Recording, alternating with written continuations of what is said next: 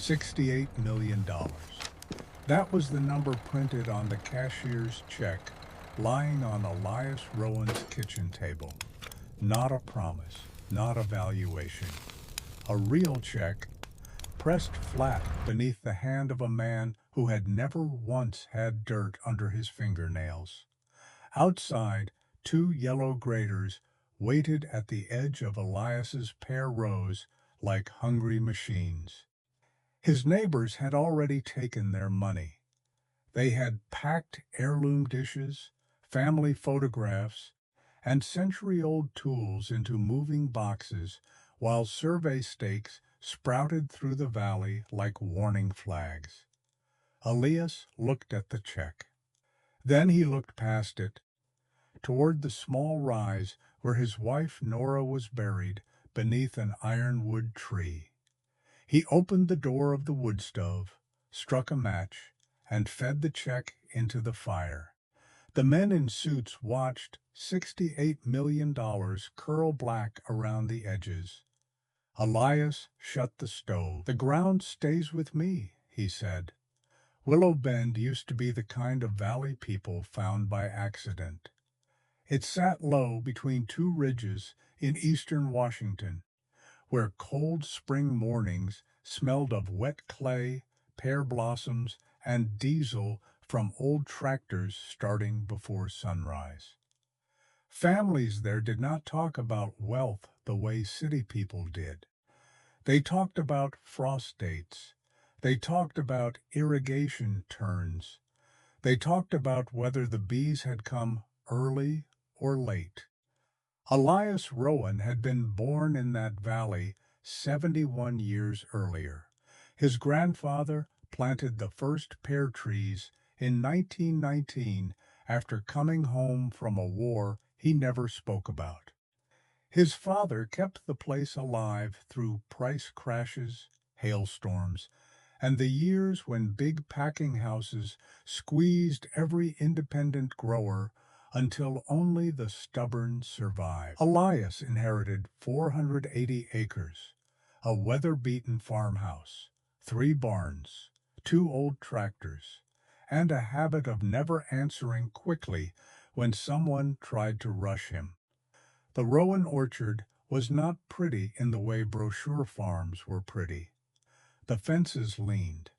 The irrigation shed had a tin roof patched with different colors of metal.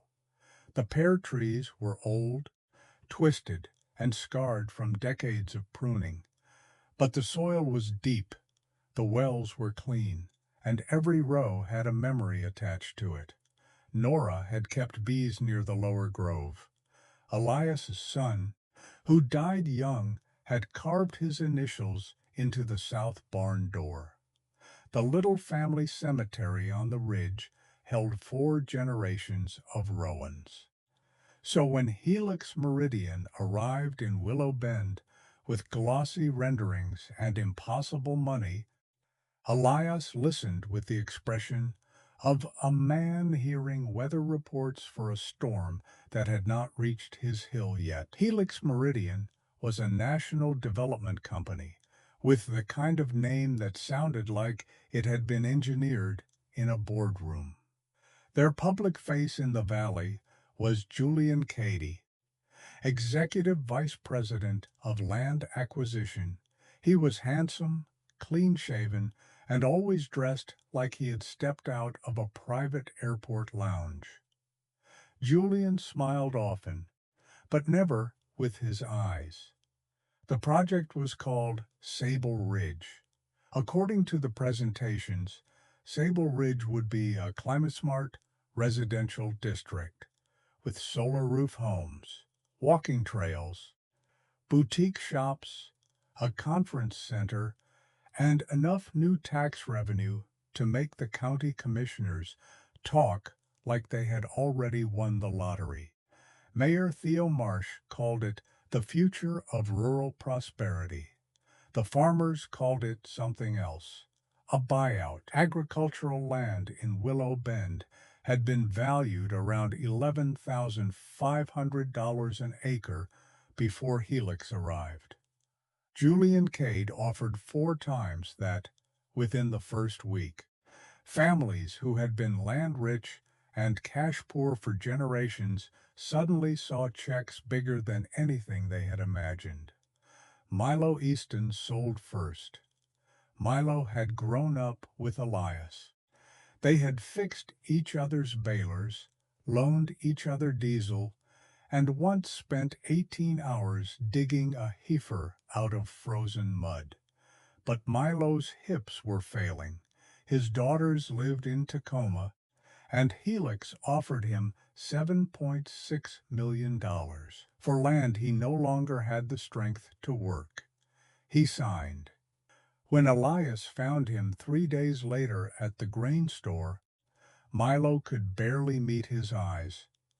"I'm tired," Milo said. Elias did not argue. He just put a hand on his old friend's shoulder. Within a month, Milo's white farmhouse was gone. The bulldozers took the porch first, then the walnut tree, then the barn where Milo's father had hung horseshoes above every door. After Milo, the rest fell faster. The Moreno dairy sold. The Vance brothers sold. The chapel lot sold. A widow named Ruth Bell sold because her medical bills had become larger than her herd. By autumn, the Rowan orchard was the last living block of green in the center of a scraped brown basin. From Elias's porch, Willow Bend no longer looked like a valley. It looked like an open wound. That was when Julian Cade came to the farmhouse. He arrived without an appointment, carrying a leather folder and followed by 2 junior associates who seemed afraid to breathe too loudly. Elias let them sit because Nora had raised him to be civil, even to men who did not deserve it. Julian placed a contract on the table. "Mr. Rowan," he said, "I admire what your family built here. I really do. But you are standing in the center of a regional transformation." Elias said nothing. Julian leaned forward. "The county has approved the rezoning. Infrastructure is already in motion. You can either be honored as the man who helped Willow Bend move forward, or you can be remembered as the man who made everyone else wait." Elias opened the folder. $22 million, nearly 46,000 an acre. Julian watched him carefully. Elias closed the folder and pushed it back. "My wife is up on that ridge," he said. "My father is under those pears. I'm not turning them into street names." Julian's smile thinned. "Every property has a number. Then you came to the wrong table." For the first time, Julian stopped pretending to be polite. "You should understand something," he said. "Development does not go around the last parcel. It goes through it." He stood, buttoned his jacket, and left the contract behind like a threat. The pressure began the next morning. At first, it looked accidental. Earth-moving crews worked unusually close to Elias's fence lines. Topsoil dust rolled across his orchard in brown sheets, coating blossoms just as pollination began. When he called the county environmental office, an inspector came out, took 2 photographs, and concluded that Helix was within acceptable dust control limits. The next week, the county closed Orchard Road for emergency utility upgrades. Orchard Road was the paved route Elias used to haul pears to the packing facility. The detour sent his trucks over 14 miles of rutted service road. By the time the fruit reached town, crate after crate was bruised badly enough to be rejected. Then floodlights appeared. Helix crews mounted them on steel towers around the construction site. They claimed it was for worker safety, but at night the lights faced Elias's farmhouse blasting through his curtains until the house glowed like a hospital room. He started sleeping in his chair with a cap over his eyes. Then the lower irrigation line ruptured. Then a pump house burned. Then the bank, which had never denied Elias a seasonal loan in 40 years, suddenly wanted additional collateral. By December, the orchard that had survived 3 generations was losing money faster than Elias could count it. Julian Cade sent a final offer by courier. $68 million. The note inside was only one sentence. This is the last chance to choose dignity over ruin. Elias sat at the kitchen table until after midnight with the check in front of him. His hands hurt, his back hurt. His crop was damaged, his neighbors were gone. The county was against him. Even the church ladies had stopped asking if he needed help because accepting Helix money had become the new local religion. For one exhausted minute, Elias picked up a pen. Then headlights moved across the far ridge. Not pickup trucks, not cement mixers, not lumber deliveries. A convoy of black flatbeds rolled into the Helix site under dark tarps and security escort. Elias stood from the table and went to the window. He had spent his life fixing pumps, pipe gates, chillers, compressors, and diesel engines. He knew the difference between residential infrastructure and industrial equipment the way a musician knows when a note is wrong. The flatbeds were carrying steel pipe so wide a grown man could crawl through it. Behind them came prefabricated cooling skids, stacked heat exchangers, and tanks built for pressure systems. Elias watched them disappear behind temporary fencing. Then he looked down at the check. You don't cool condos with pipe like that. By sunrise, the check was ash, and Elias was driving west. 4 hours later, he knocked on the door of a narrow house in Olympia where Dr. Mara Venn lived behind stacks of maps, case files, and old state survey binders. Mara had once been one of Washington's best hydrogeologists. She had also been pushed out of state service after refusing to sign off on a mining permit that would have poisoned a tributary. Elias had met her years earlier during a water rights hearing. She opened the door wearing reading glasses and the expression of someone who disliked surprises. I need to know what Helix is building, Elias said. He handed her the photographs. Mara looked through them once, then again. On the third pass, she stopped moving. Where did you see these? My valley. She stepped aside. For 2 days, Mara dug through county filings, shell company registrations, freight manifests, satellite images, and old geological surveys of Willow Bend. Elias slept on her couch and drank coffee so strong it tasted like boiled bark. On the third evening, Mara spread a relief map across her dining table. Her fingers circled the entire basin. They lied, she said. Elias leaned closer. Sable Ridge is not a residential district. The houses, the shops, all of it is a cover story. They are building a hyperscale AI data center. Elias stared at her. In Willow Bend? Mara nodded. Underground. That pipe is for cooling. The heat exchangers are for server halls.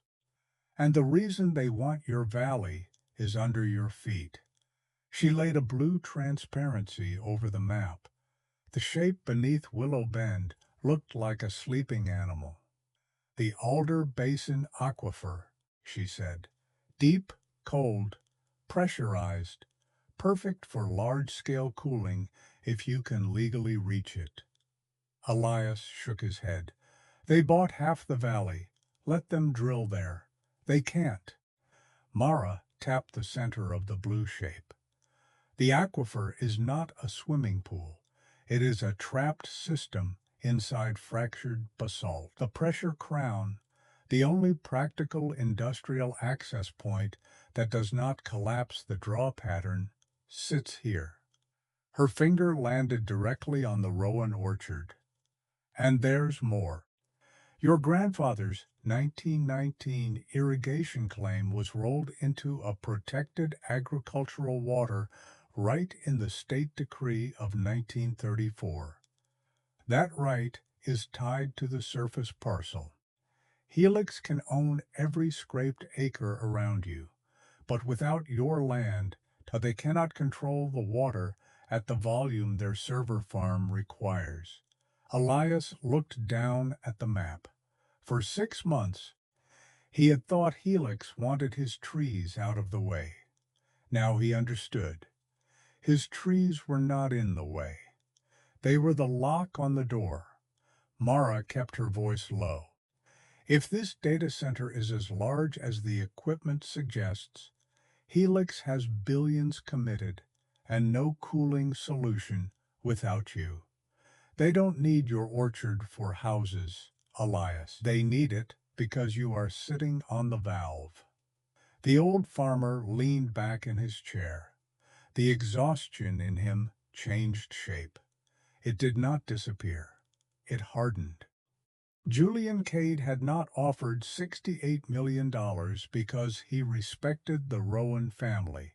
He offered it because Elias owned the one thing Helix could not manufacture. The next person Elias called was Naomi Pike. Naomi was an environmental litigator in Portland with a reputation for making powerful companies regret being careless. She was small, silver-haired, and could read a contract the way a surgeon reads an X-ray. She arrived at the Rowan farmhouse 3 days later, walking through mud in polished black boots without slowing down.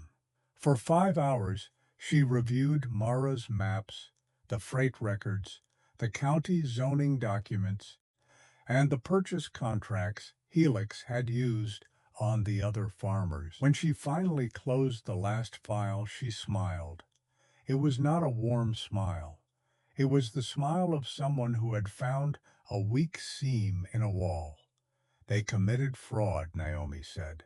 Elias waited. They bought agricultural land under a residential development story while concealing the actual industrial use.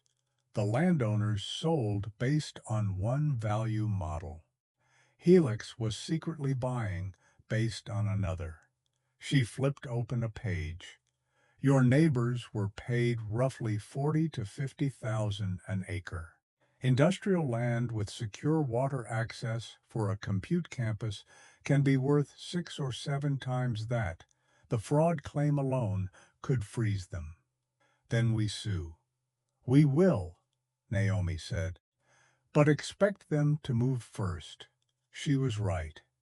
The next Friday, a deputy drove up the Rowan Lane and handed Elias a condemnation notice. The county was claiming eminent domain over a narrow strip of his property for what it called a public groundwater stabilization facility.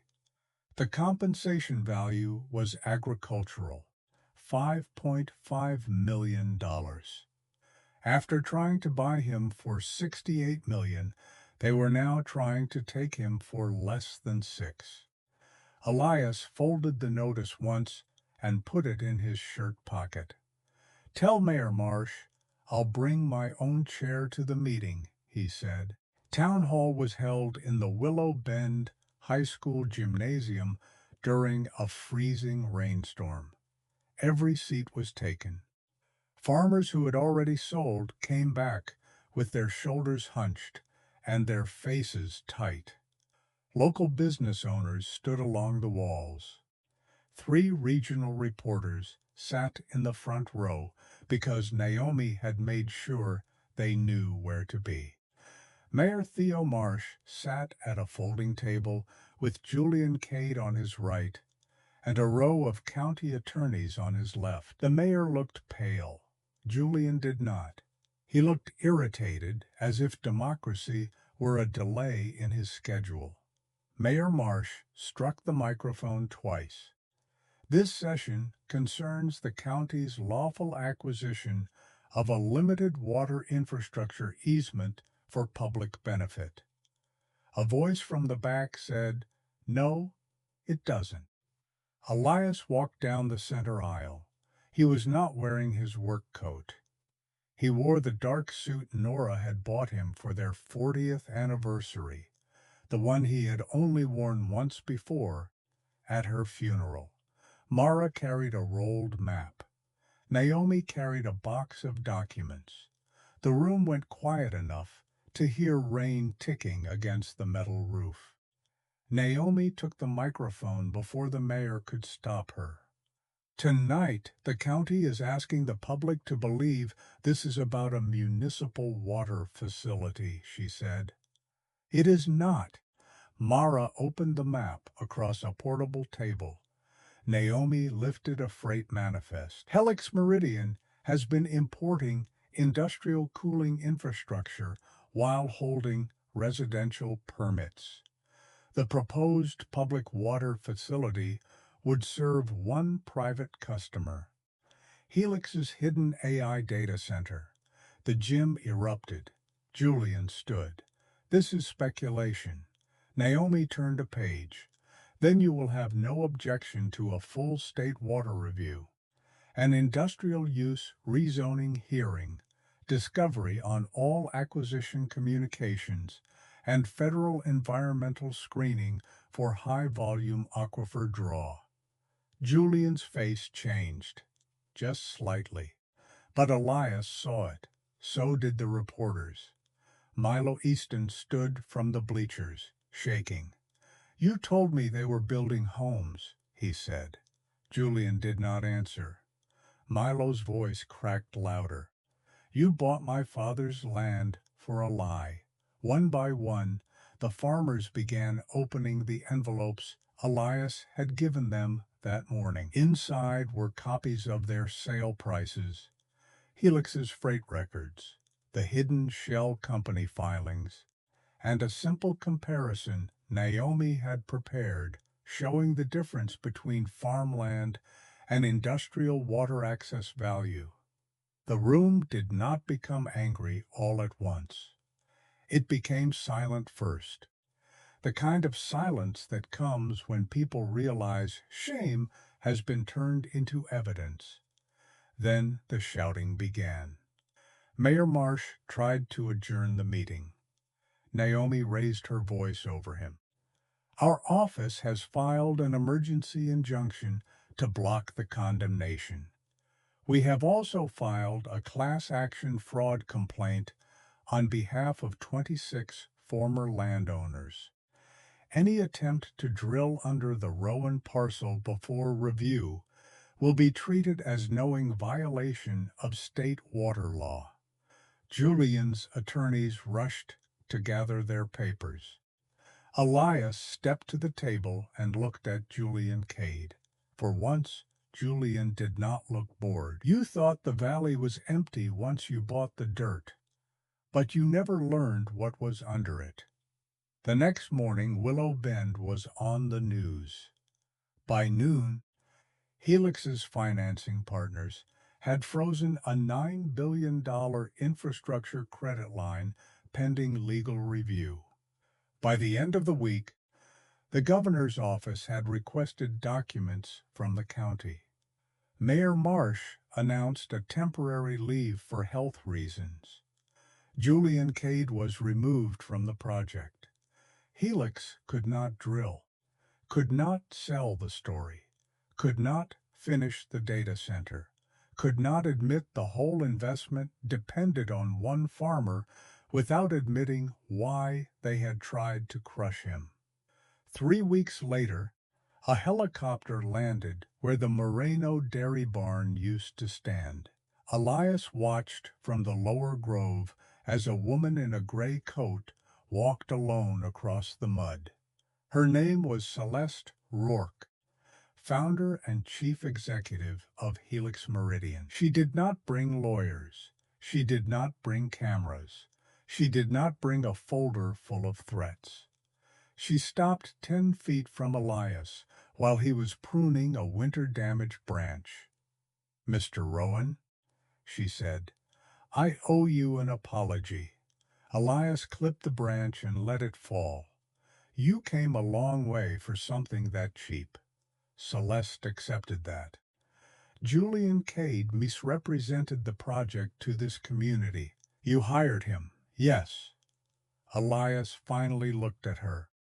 Celeste's face was tired in a way money could not hide. "I have $11 billion in underground construction, fiber, power commitments, and equipment tied to a cooling system I cannot lawfully operate. My board wants me to fight you. My attorneys say we can drag this out." "And you?" "I build systems," she said. "I know when a system has a single point of failure." Elias rested his pruning shears against his thigh. "You mean me. I mean the water right." "No," Elias said. "You meant me when you sent dust over my trees. You meant me when the road closed. You meant me when my pump house burned and nobody looked. Don't come here pretending you only discovered my name this morning." Celeste did not defend it. That was the first thing she did right. "What would it take?" she asked. Elias walked to his truck and took out a binder Naomi Pike had prepared. "I won't sell the farm," he said. "Not 1 acre, not the ridge, not the road, not the cemetery, not the air above my trees." He handed her the binder. "But I will lease a subterranean cooling easement under terms that make sure this valley is never treated like waste ground again." Celeste opened it. The first term was a $210 million signing payment to the Rowan Family Trust. The second was a 3.25% perpetual royalty on gross server leasing revenue from the facility.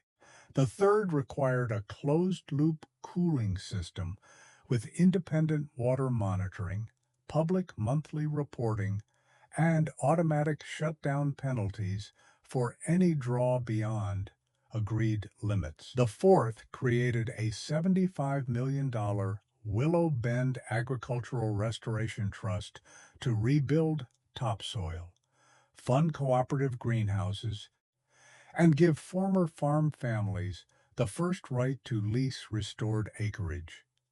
The fifth prohibited surface commercial development on the Rowan parcel forever. No parking lots, no luxury homes, no conference center, no street named after his wife. Celeste read every page. When she finished, she looked across the orchard. "This would make you one of the wealthiest private landowners in the region." Elias shrugged. "Money is only useful if it keeps something alive. You understand these royalties could run for decades. I understand pears take 5 years before they bear right." For the first time, Celeste almost smiled. Then she took a pen from her coat.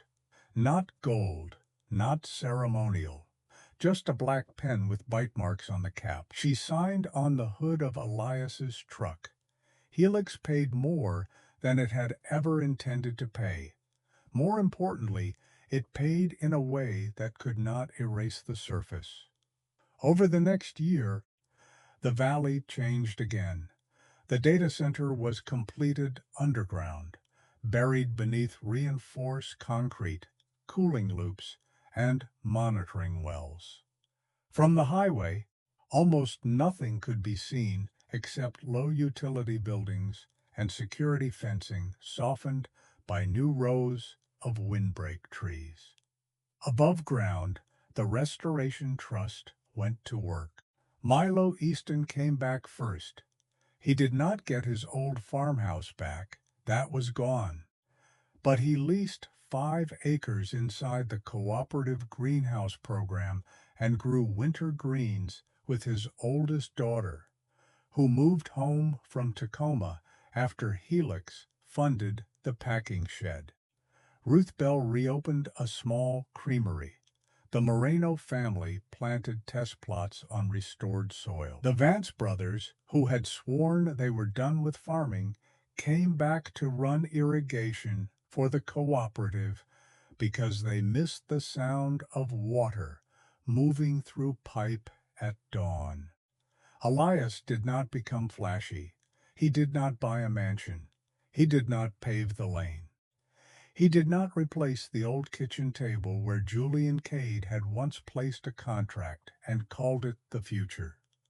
He did hire people, not servants, growers, mechanics, soil scientists, young families who wanted to learn a kind of work that had nearly been priced out of existence. The Rowan orchard became the strange center of 2 worlds. Below it, servers processed contracts, medical scans, logistics models, weather simulations, and a million other invisible things for companies that would never know the name of the man who controlled the cooling water. Above it, Elias still walked the rows at dawn. He checked bark for disease. He watched bees move through white blossoms. He stopped at Nora's grave with coffee in one hand and his pruning knife in the other. People said he beat a tech giant. Elias never liked that phrase. He did not beat them by being louder. He did not beat them by being richer. He did not even beat them by being more powerful. He beat them because they saw land as empty surface, and he knew land is never empty. It remembers water. It remembers labor. It remembers the dead. It remembers every hand that kept it alive when selling would have been easier. Helix buried its machines under Willow Bend and called them the cloud. Elias looked at the pear blossoms opening above them and knew better. Clouds pass over land. Roots hold it.